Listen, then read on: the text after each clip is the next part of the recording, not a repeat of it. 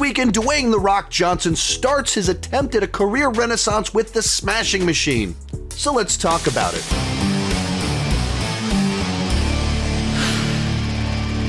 Hi, my name is Sean, and I love to talk about movies and TV way too much. With that in mind, go ahead and join me down below in the comments section. If you've seen The Smashing Machine, what did you think about it? If you hadn't, what's your excitement level for it? And also give me some of that point of reference. Are you someone that was familiar with the story behind the movie? What's your thoughts on The Rock in general and this kind of shift in his career towards more serious acting roles rather than just playing the persona? Love to hear your thoughts on all of it. And let's get started with the review. And I'll cut right to the chase on this one. With The Smashing Machine, I felt like this is a movie where the parts were greater than the whole. That if I look at individual scenes, they're compelling. If I look at the individual aspects of Mark Kerr's life that are being investigated, it's interesting stuff with plenty to unpack. If you dive into the individual performances, there's plenty to praise, in particular with Dwayne "The Rock" Johnson and his attempt to be taken more seriously as an actor. But the movie as a whole, I don't think is ever as good as those individual parts, because it felt like a bunch of great scenes and a bunch of great elements in search of a strong central plot line. It doesn't have that through line to give it complete focus. And there's also certain ways in which it is put together where it decides to kind of join certain stories in Mark's life that I just don't think were the most effective way to explore those ideas and help you understand the man, what made him tick, and what led him to make specific decisions. So to unpack all of that, let's start off with Dwayne "The Rock" Johnson. And the big question is, does he give a good performance? Is he going to get nominated for Oscars and awards and all that fun stuff? I don't know if he'll get nominated for awards, but this probably is the best he's ever been because it is intended to be such a transformational performance that also is a performance that has a lot of emotional range to it. So when I think what makes for a great performance, it's a level of difficulty, transformation, and emotional complexity. And that's what this role is. Most movies that The Rock is in, not to say all and not to say that he's never acted or shown emotional range, but the cliche is that The Rock plays The Rock, that he leans into his charm, his smoldering, like all the trademark Rock-isms. He leans into that to be an engaging entertainer rather than a transformative thespian acting. And this is a movie, by the very nature of it, that we're supposed to believe him as a different person. He's not playing The Rock. He can't play The Rock. He has to play Mark Kerr. And thus, he has to talk differently with a different cadence. He has to move differently. He has to engage with people in a way that's not just, what's my normal charismatic swagger? That won't cut it. That wouldn't make any sense. And so he's actually challenging himself, and he's actually acting.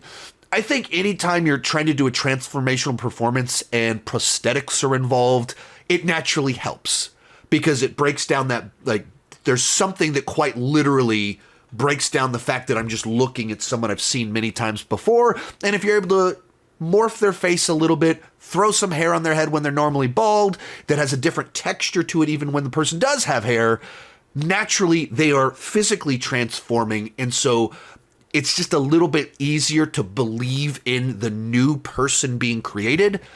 And the combination of the prosthetics and the way that he has these little tics in the way that he speaks, the way that he moves, the way that he interacts with people, his posture, the way that he walks, it's all just a little bit different from normal.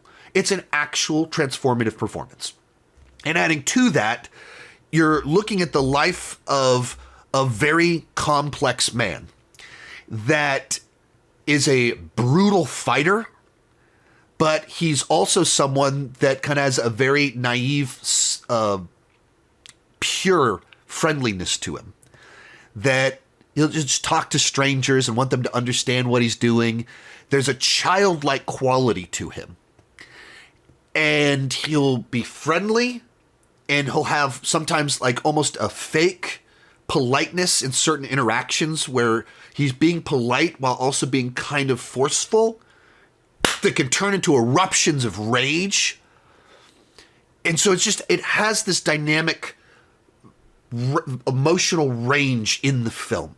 And you have a guy that you're exploring, someone that it's never lost in his career, the ups and the downs, addiction, toxic relationships, healthy friendships, competitiveness with someone that you care deeply about. There's just a lot that he has to bring to the table in a transformative performance. And when you combine those two elements, that in my mind is when you have a great performance. And in that regard, this is the best performance, acting performance I've ever seen The Rock give. Now, there might be something I missed, something done in the past, but certainly in the last decade where it's all the persona of The Rock and not the actor Dwayne Johnson, this is some of the best acting I have ever seen from him. And then kind of diving into somewhat I just talked about in there, Mark Kerr is just kind of a very fascinating person. And the movie's diving into this, that kind of at the rise of mixed martial arts. It's not as much about UFC. There's only a little bit of UFC. It's more about Pride, which if you don't know, is kind of the Japanese version of UFC to kind of overly simplify things. But it's the rise of mixed martial arts and the stars of the sport.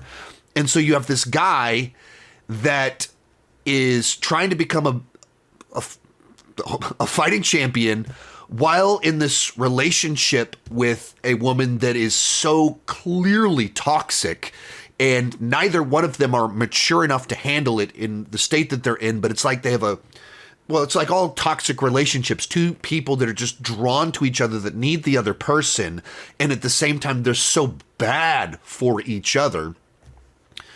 All of it with elements of an opioid addiction in it, with like the desire to win, dealing with failure, while he has a relationship with a guy that's coaching him, that they also become kind of rivals in a different sense while being best friends. And his friend is trying to be his coach, his friend, and his rival all at the same time. And each of the individual parts is interesting and compelling, and you're like, I want to know more about that. Oh, let me learn more about this thing about him. And that's where the movie frustrated me.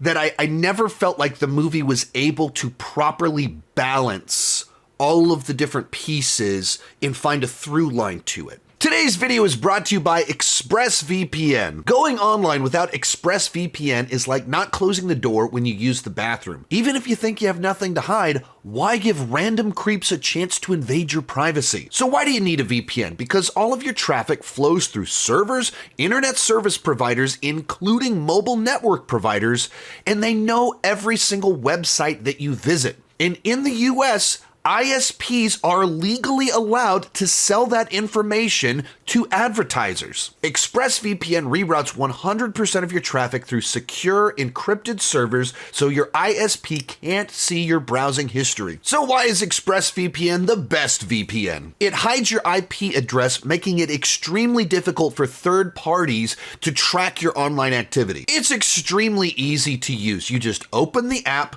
click one button, and you're protected. And it works on all devices, laptops, phones, tablets, and more. You can stay private on the go. I have been an ExpressVPN paying user for a while now. I travel a lot. ExpressVPN was the right cost, super easy to use, and it didn't slow down my browsing of the internet. Secure your online data today by visiting expressvpn.com/Chandler. That's expressvpn.com/Chandler to find out how you can get your 4 extra months. expressvpn.com/Chandler. The movie was written and directed by Benny Safdie, and very clearly he was trying to present this as matter of fact as possible. he didn't want to take Mark Kerr's life and squish it into the Hollywood underdog sports movie cliches. He didn't want to do that with a real man's life. And so the whole thing plays very grounded, very real. Nothing in the movie feels artificial. And that's to its credit, and that makes you care about more things. But I think that dedication to that authenticity also at other times compromises the effectiveness of certain aspects of the film. And what I mean by that is that it feels like we're just so often just seeing little glimpses of his life. And you'll just kind of cut to the fact that, oh, this guy is taking some opioids. But what it doesn't do is kind of follow that whole journey. Like, we don't know when he started doing that. And other times you'll get to a fight and it's just another fight, but we haven't seen the build up to it. Like, we don't know why this fight matters or what is different about this fight. And an offhand comment makes it clear that he's been partying, making bad choices beforehand, going into the fight, but we didn't see that. And so some of those Hollywood cliches of it's almost like storytelling cliches of set something up. You see someone start to use something for a good reason, and then you see it grow into a addiction, and then we see the consequences of that. We see someone partying a little bit for fun, and then they can't stop, and then it has consequences in a fight. Some of that's just storytelling. And it felt like the movie either just trimmed some of that out in the editing or in the writing, just left it out to just kind of have this snapshots of his life feel to it. And I felt like it diminished some of the effectiveness of a number of these plot lines because you didn't know why they mattered. We're at a fight and all of a sudden we find out he's not in the best shape. He's been making bad choices. Or we show up to something else and there's a big victory and we're like, well, we didn't see the setup to know why this matters.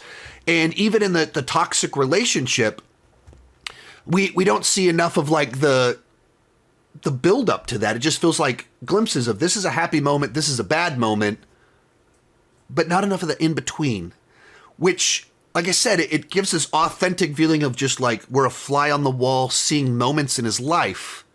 It doesn't have any Hollywood artificiality to it, but it also means those moments don't have as much weight as they might have otherwise. So they're great individual scenes. They're fascinating elements of his life. But, like I said, that lack of through line, the lack of setup to some of these moments made it feel so much like a collection of great performances, great scenes, cool moments, fascinating relationships, but not entirely a fully compelling central story. Even as it kind of moved to the big crescendo of the movie, the big climax of the film, I wasn't familiar with Mark Kerr's life.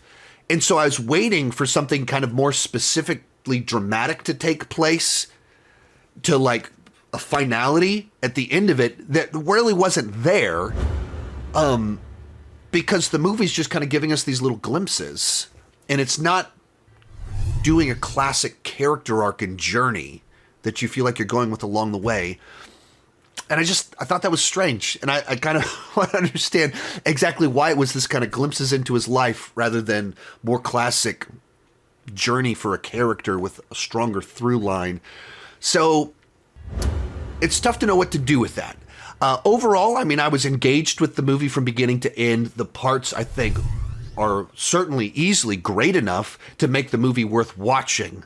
But it's a movie that was never as good as I think it could have been, with a stronger central journey for our character, more focus on themes, or finding a way to pull them together in a unified sense rather than just kind of this snapshots approach that it took. Overall, it's a B on the entertainment scale, a 7 out of 10. And this is worth seeing, but at matinee price. Unless you're a huge fan of The Rock and want to see his career potentially take a big directional change as an actor, then it's a must-see, specifically for his performance and watching him truly grow as an actor, not just as a performer.